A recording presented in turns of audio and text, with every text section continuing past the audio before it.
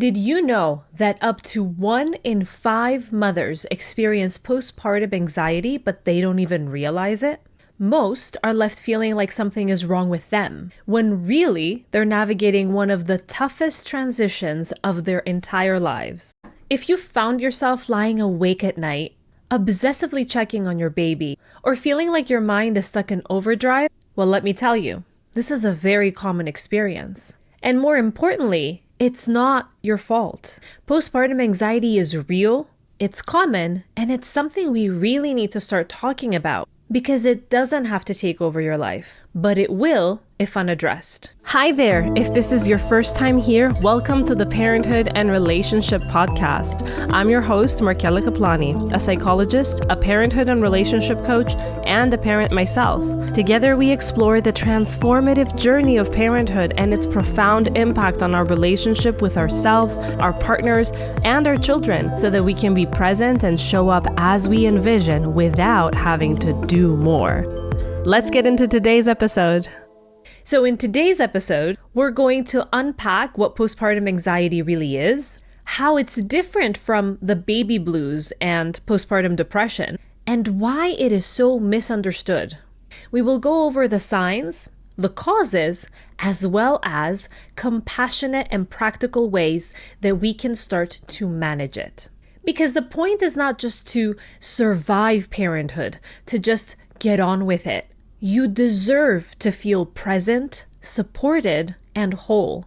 You deserve to enjoy this experience the way that you envisioned you would. Before we dive in, just a small reminder to sign up to my newsletter at markellakaplani.com/newsletter. Why would you want to do that? Well, it is packed with tips and insight, but also exclusive tools for building stronger relationships with yourself, with your partner, and with your children. So if you haven't signed up already, you're going to find the link in the show notes. With that said, let's begin. Let's hone in on the definition of postpartum anxiety. Postpartum anxiety is often misunderstood, and that's because unlike postpartum depression, it doesn't often look like withdrawal or sadness, symptoms that we have come to accept as part of the postpartum journey, at least for some of us and for some of the time. Instead, postpartum anxiety is characterized by an intense and persistent sense of fear or worry. Like our minds are stuck in overdrive, constantly trying to scan the room to see what could go wrong. Unlike the baby blues, which typically go away after a couple of weeks when the hormones start to settle, postpartum anxiety will not go away on its own. It lingers, making it very hard to enjoy those moments that you've been dreaming of. And although in this episode I'm going to be focusing on you, the mothers, it is very important to say that postpartum anxiety has been shown to also affect fathers as well as non-binary partners, and that is even less talked about. So if you're interested in looking at that perspective, do let me know in the comments on YouTube or send me a DM on Instagram or by email. You can find all the details in the show notes or the description. And going back to that statistic that I shared in the beginning, while most people have heard of postpartum depression, and even though up to 20% of women, at least those that are documented, will experience postpartum anxiety, most people don't even recognize it as something that actually happens. We don't ask for help here with that persistent fear and those dark thoughts that we may be getting because we tend to think that this is just part of being a parent. But let me tell you, there is a difference between healthy concern for our babies and the kind of anxiety that keeps us up at night, unable to rest even when our baby is safe and sound. And if you as the mom or as the partner who is listening in order to support your other half are struggling to visualize this, think about postpartum anxiety like a fire alarm that keeps on going off even when there's no fire at all. It is your brain's way of trying to keep your baby safe. You are wired to ensure that your baby will stay alive. However, instead of helping, when we get to that extreme of postpartum anxiety, we are left feeling on edge And so we get exhausted and we cannot think clearly. So all the things that we worry about, well, the chances that they may happen intensify because we are so worried, because we are exhausted, because this intense, persistent fear is not letting us rest and think clearly. Obviously, it's very exhausting to live in hypervigilance every day, 24/7. And it's not something that you just have to push through. You are not helping anyone. And so at this point, you may be wondering, do I have postpartum anxiety? Does my partner have postpartum anxiety? And this is exactly why we're going straight to the signs. While it is normal for new parents to worry about their baby's health, about sleep schedules, or even about whether they're adjusting well to parenthood or not, postpartum anxiety takes these worries to a whole new level. It takes over the mind and the body. And so here are some of the most common signs to look out for. The first is constant worry or dread. And this is where you might feel like you're living in a constant state of what if? What if my baby stops breathing? What if I make a mistake that ruins everything? What if I'm not a good enough parent? What if I make a decision that turns out in the long term to be the worst one possible? These thoughts can feel intrusive, popping into your mind when you least expect it. For example, have you ever caught yourself holding your breath while checking in on your baby, as if your worry alone could somehow protect them? That is a classic sign of postpartum anxiety. The second sign or symptom are racing thoughts. Your brain feels like it's stuck in a loop, replaying scenarios, thinking of worst-case outcomes. You're analyzing every decision, every move, and it feels impossible to relax. One mom that I worked with called this mental gymnastics. She felt like even though she knew that her worry did not make sense, she would keep on replaying it again and again in her mind as if she was trying to become stronger through this thought process. Yet it's not the same. We're not working out a muscle. We're not making it any stronger. We're actually withering our energy, essentially making it worse for us, making it more difficult for us to think straight and show up the way that we want and the way that we need for our children. The third sign involves physical symptoms. Because postpartum anxiety does not just stay in our heads, it manifests in our body as well. You might notice a racing heart, a tightness in your chest, shortness of breath, or even physical tension that just doesn't seem to go away. So obviously, if your body is on high alert 24/7, even when there's no immediate danger, at some point it is going to show up. That consistent state of readiness is extremely draining. Another sign to look out for, even though you could argue that this could go under physical symptom, it is so vital and it's so indicative that I'm making sure to give it its own category, and that is trouble sleeping. Now, of course, as new parents, we're going to be sleep deprived, but this is not what I'm talking about. I am not talking about being awake a lot because your baby wakes up a lot, but those moments that you could have been sleeping because your baby is asleep. Those times at the end of the day when most things are taken care of because it's never all taken care of, that you could have been resting, but instead you find yourself lying awake with your mind filled with worries. This is very indicative of postpartum anxiety because it is apparent that your mind is in overdrive. Finally, a fifth sign is avoidance behaviors. Let me explain that.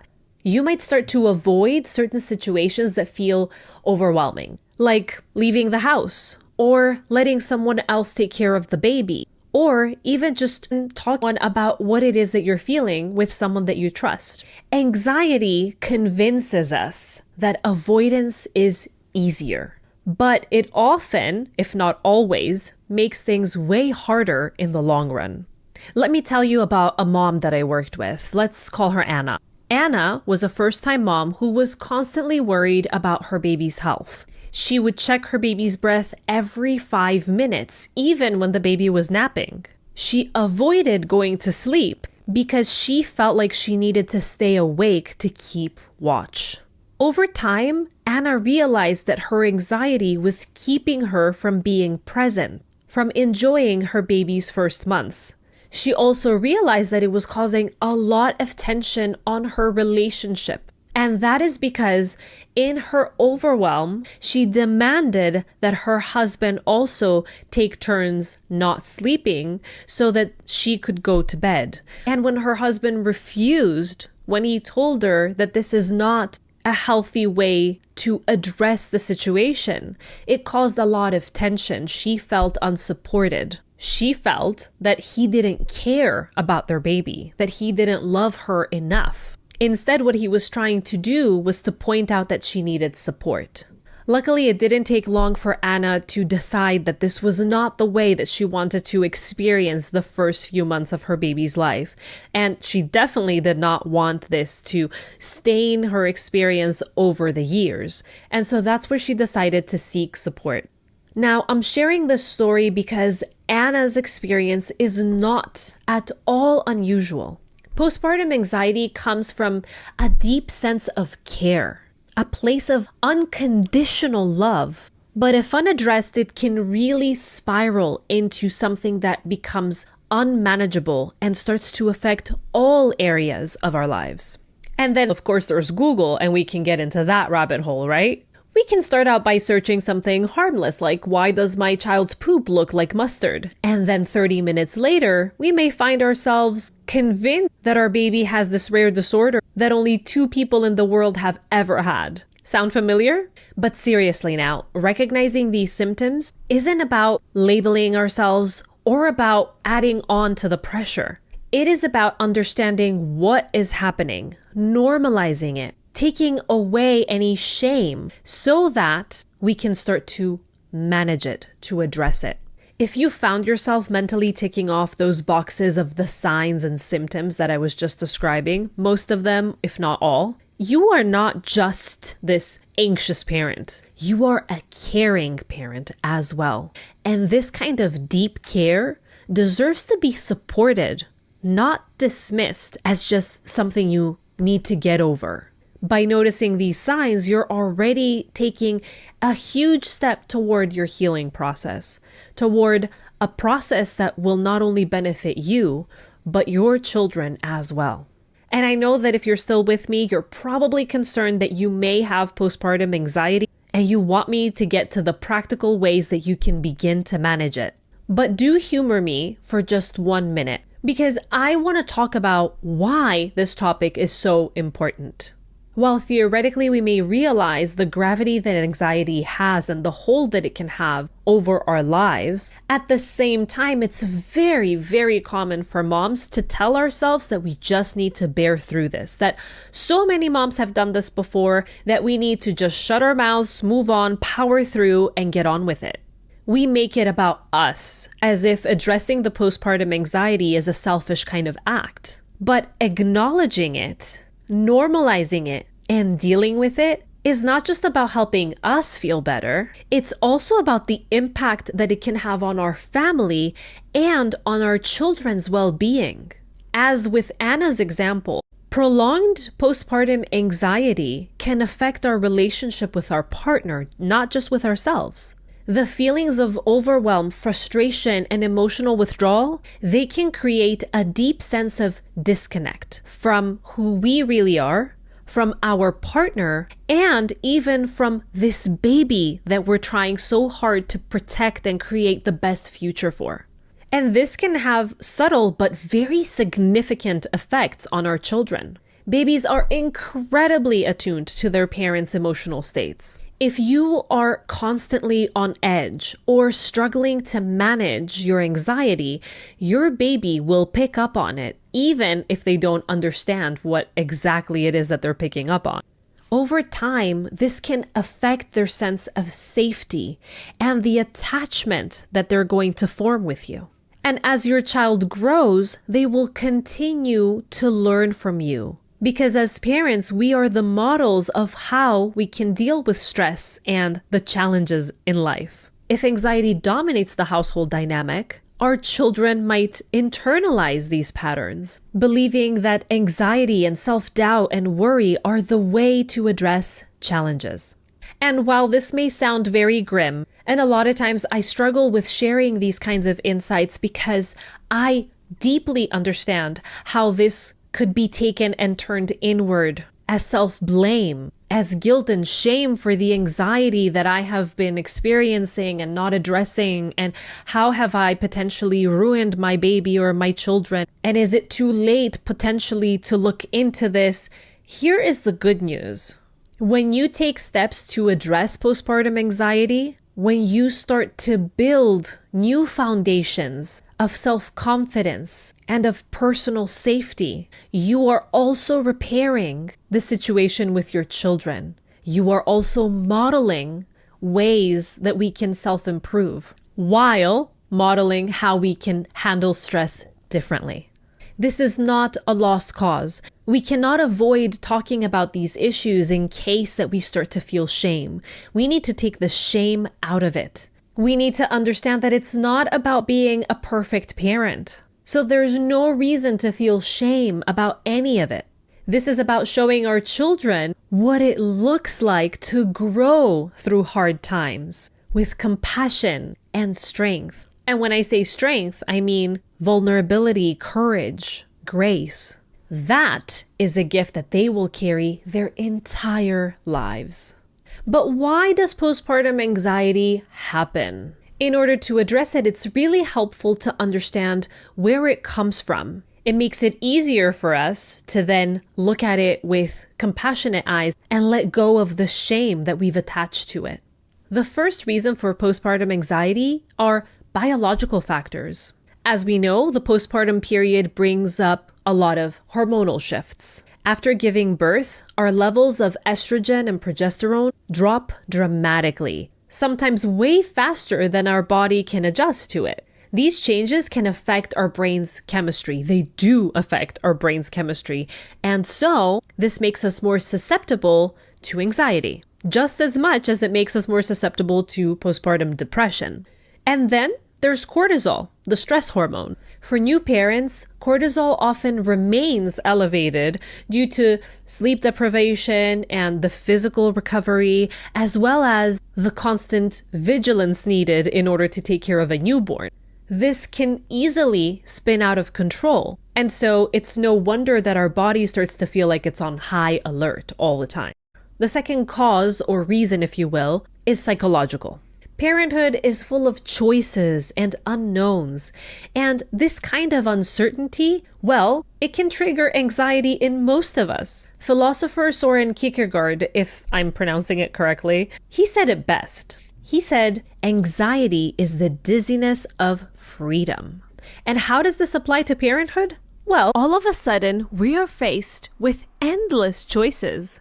How to feed our baby, how to sleep train, or whether to sleep train our baby, what kind of parent we want to be. And each one carries so much weight for us. On top of that, add society's unrealistic expectations of us, with social media amplifying all of this with the perfectly curated pictures of moms and dads who just seem to have it all figured out. It's very difficult, even for people like me who are in the field and very much aware of these effects on our psychology. It is so difficult when you see this kind of thing not to compare your own behind the scenes picture to someone else's curated perfection and not think that you're falling short. And finally, the last cause are environmental or societal factors. And within this, the one thing that I will focus on most is the lack of support that we have nowadays in our parenthood journey. Maybe you're very far away from family, or maybe due to cultural expectations, you don't feel like it's okay to ask for support. Perhaps your partner is also navigating their own challenges, leaving you both feeling stretched thin. Modern parenting often feels like it's an isolated experience. In many cultures of the past, parenting used to be a collective experience. But now this village where extended family members would contribute to raising children, it's almost extinct. And the weight of responsibility that parents have to carry is very overwhelming. Think of your body and mind like a circuit breaker. When you're juggling hormonal changes and the transition to your identity and societal expectations, as well as lack of support, it's like you're plugging in way too many devices at the same time. Eventually, the circuit trips, and anxiety acts as the signal that you need to reset. So from this point of view, even if you are experiencing postpartum anxiety, there is no reason to feel like it's a bad thing. This is your alert. It's your signal that you need more support. Postpartum anxiety is not a weakness. Needing support is not a weakness, and it doesn't make you a bad parent. It doesn't make you ill-prepared for this journey that you signed up for. It is your system reacting to overload. And to answer to your inner critic, no, it's not just you that's in overload. No, this is not a sign that you don't have the strength for this. The overload is real for all of us. It's just that you don't know how much support I may be getting. You may think you have some kind of idea, but we never really do. We never really know. Even from our closest friends who seem to be sharing their experience with us. Trust me, because I've been doing this for a while now. This is not about your friends lying to you, but they are talking to you from their own perspective. They may be overwhelmed too. They may feel like they're juggling a lot. They may be presenting it in such a way, and they may look composed to you, but they may be missing to be telling you details that are positively contributing to their experience, potentially because they've taken them for granted, potentially because they don't realize the value. And that is not because they're ungrateful, and that is not because they want to make it look like they have it even tougher than you, but they're making it through. It's not because they want to come out on top. It's because if I have a level of support, and I've had it since the beginning, I do not know what it's like without it. And so I cannot understand your experience. I do not know a reality without this kind of support in order to be able to make that note that you would potentially need that, hey, my experience is not your experience. Don't compare what's happening here because I have extra help due to ABC. I may not realize that this is extra help. I may not realize that this is not a given for everybody. And so please take this as an invitation to take what you hear with a grain of salt. Us mothers, we have a tendency to compare a lot. And while to an extent this is unavoidable, if we make sure to keep in mind and to dispute that thought, to not let it just pass by, oh, she has it even worse and she's handling it better than me. Don't let that thought race by and just be.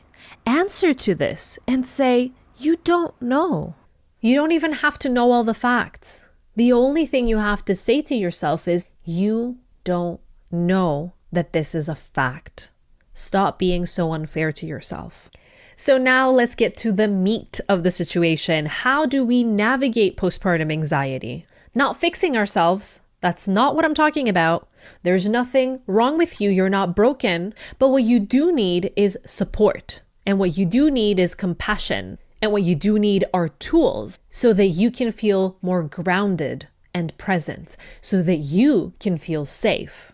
So, with compassion as the foundation to all of these tips that I'm going to give you, let's begin by looking at the 5 practical ways that we can approach postpartum anxiety. First is validating your experience. This is acknowledging what you're experiencing without judgment. And what I've shared so far in this video, even though I know that you wanted me to just get to the 5 tips directly, but the point of the video so far was to prime you to understand how normal this is, so that I can make this first step easier. Postpartum anxiety is not a character flaw, and it's not a sign that you're failing. It's a response to an objectively challenging season of life. So acknowledging postpartum anxiety may sound like telling ourselves, it's okay to be feeling overwhelmed right now. I am navigating something completely new and completely transformational, and that is hard. In this process, remind yourself that anxiety does not define you. Anxiety isn't you. And anxiety is not necessarily the bad guy either. It's just a signal that something needs your attention. It's not a reflection of your worth or your capabilities. The second step is to prioritize rest and support. It's no secret that sleep deprivation fuels anxiety. When we're exhausted, our brain is much more likely to catastrophize and spiral into worry. Finding ways to rest, even if it's just for a quick nap or by letting someone take over for a little bit, can make a world of a difference. And here's a practical tip. Create a rest list. This is a list of people that you can lean on, whether it's your partner, a friend, or a family member, or even a nanny. If someone asks, "How can I help?" be ready to answer with something specific. Like, "Can you hold the baby while I nap or while I shower?" Or, "Could you bring dinner over tonight?" I realize that while you're experiencing this, you may also have a deep lack of trust for people to take over looking after your baby. So that second option, the dinner as an example, can be something that lifts some of the weight off of you and supports you while not pressuring you to take a step that you're not ready for just yet. But we want to get to a point where we can slowly but steadily work our way into trusting other people with our baby as well. Trusting them for 10 minutes with our presence, for half an hour with our presence, for 10-15 minutes when we are still in the house but not in the same room. You get the picture. It needs to become something that we actively seek out and that we desensitize ourselves to. So just like we would try to desensitize if we had a fear that we wanted to get over, in that same way, we need to work on slowly and steadily getting to the place that we want to be. We can't expect ourselves to leap from, "I don't trust anyone to hold the baby even in front of my eyes," to, "Yes, of course, take the baby for an hour and a half so I can run to the spa." Step number 3 is to practice mindfulness and grounding techniques. When anxiety starts to take over, grounding ourselves to the present can be a lot of help. Techniques like deep breathing, body scans, or even just stepping outside for fresh air can really calm our nervous system. If you're new to deep breathing, try this. Inhale through your nose for 4 counts. 1, 2, 3, 4. Hold for 4 counts. 1, 2, 3, 4. And then exhale through your mouth for 4 counts. 1, 2, 3, 4. And then repeat. This activates your body's relaxation response, helping you feel calmer and more in control. Another tip that I can share with you comes from a mom that I worked with. And so while we were trying to figure out what grounding technique would work best for her, she decided on having a grounding object with her. In her case, it was a small stone that she had collected from her favorite trip. She would have this in her pocket, on her bedside table. Whenever she felt overwhelmed, she would pick it up, hold it in her hand, and take a few deep breaths like the ones that I just demonstrated. It was a small but powerful way to reset. That stone eventually became a trigger for relaxation.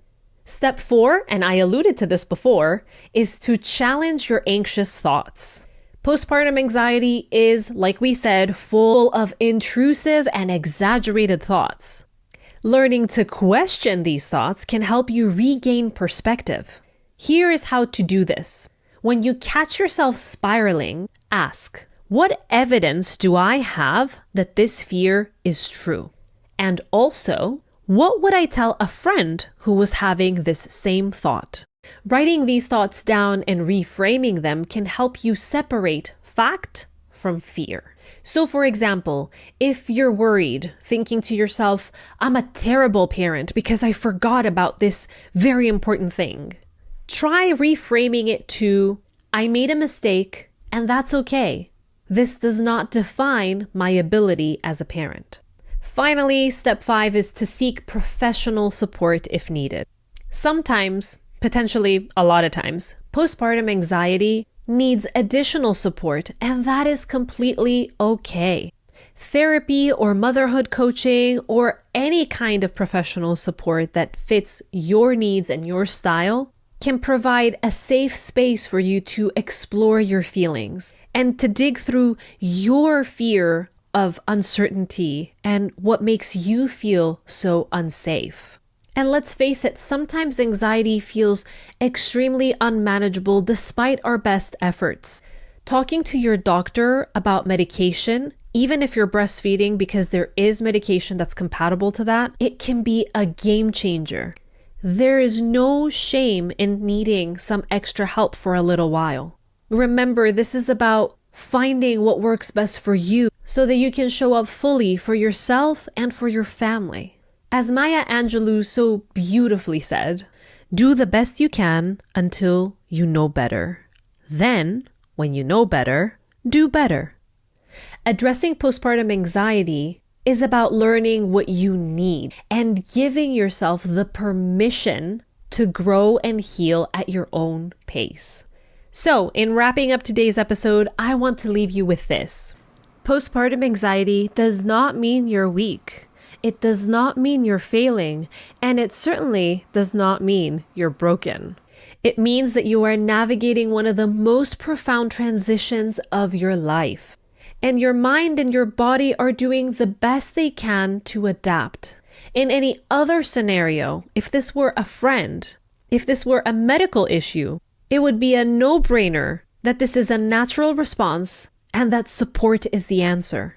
But you know what? You're still here and you're listening. And so this is proof that you are ready to take the next step in supporting yourself through this challenging time and doing the best for you and your family. And that is major. Before you go, I would like to give you a journaling exercise that you can use in order to take that first step into managing postpartum anxiety. Set aside 10 minutes and answer these 3 questions. What am I proud of myself for as a parent? What is one thing I can do this week to ease my mental load? And finally, who in my life can I lean on for support, and how will I ask for their help? What is it that I will need them to do? Again, like I note with all my journaling exercises, this is not about just adding another task onto your to-do list, but it will help you shift your focus from what feels overwhelming to what's already within your reach.